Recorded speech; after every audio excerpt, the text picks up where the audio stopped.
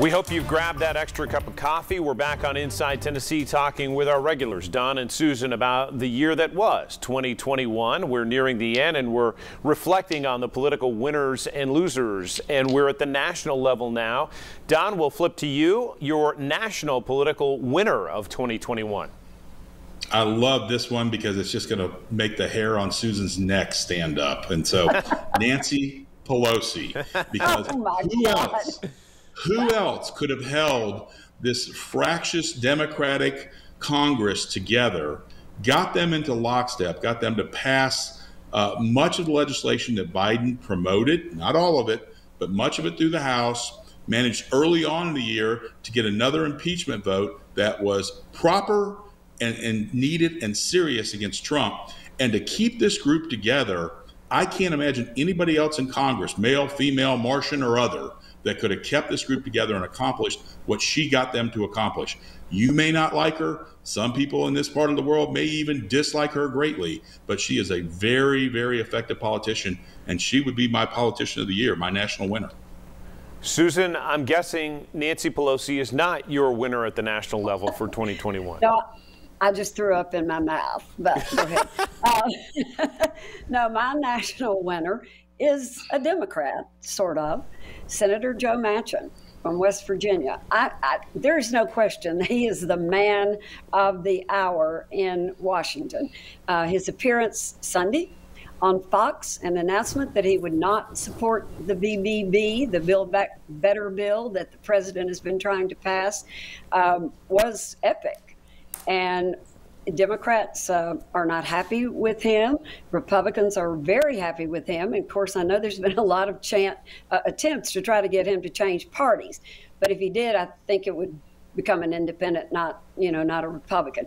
But anyway, he's got to be the national winner of the year because he has changed politics as we know it. Don, how about your national political loser of the year? Well, funny, Susan. I have Joe Manchin as my loser because there's definitely 49 Democrats in the Senate that don't like him, none in the House that care for him, and there are still a fair amount of Republicans that don't think a lot of him. I also predict that Manchin will come back around. There will be a new version of BBB that accomplishes some things he wants to. He's very powerful, make no mistake about it, because he is one on an island, but in a lot of ways, I think back to the days of Ned Bray McWhorter. If something like this happened again on the state level, we remember all those stories of Ned Bray walking in with a toy bulldozer going, "You'll never see another one of these in your district again." I sure wish my president, Joe Biden, would do that. I'm not sure he's that style. They get along very well, but I have a feeling that he's going to pay for this for a while. So, Susan, is your national political loser of the year Nancy Pelosi, so we can keep this whole yin and yang balanced? No, a little bit higher up the ladder than Nancy. It's Kamala Harris, our vice president. I don't know where she's been for the last year, but they had her in Vietnam for a while. She was put in charge of the border issues, border crisis. I don't think maybe she finally got down to the border, but we certainly haven't had those problems there solved. She laughs just like a little bit like a hyena when she's interviewed, and she's apparently lost the majority of her staff, and it appears that there's a spat between her and the White House.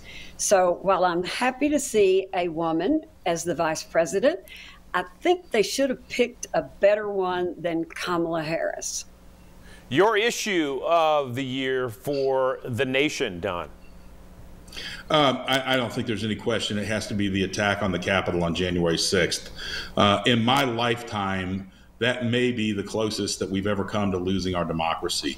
I cannot get over when Congressman Mark Green came on our show and said, that wasn't an insurrection, that was just some people misbehaving, and I'm paraphrasing in the Capitol. But I still to this day can't get over that. I mean, we had 5 people die. I mean, if they had gotten their hands on Mike Pence, Nancy Pelosi, AOC, those people would be seriously hurt or dead. This is a very, very serious thing that continues to be fostered, and it really is the issue of 2021. Susan?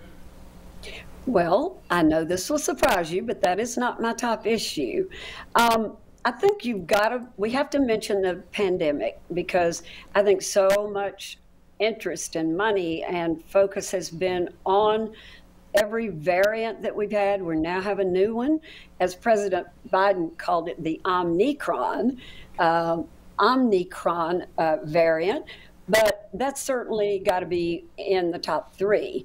The other one to me is the election fraud. That keeps raising its ugly head all around. You know, I don't believe the election was stolen. There may have been a few places where there were some misdeeds, but probably not 7 million votes that would have changed the outcome. And then the third thing is the Supreme Court.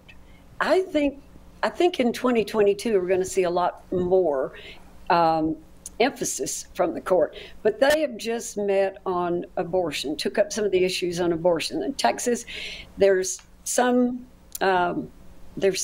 indication that they are going to look at Roe v. Wade. Maybe that'll be next year, but that has a lot of potential to tear up this country. So there are three for me. We're back with your political overall winners and losers of 2021 right after this.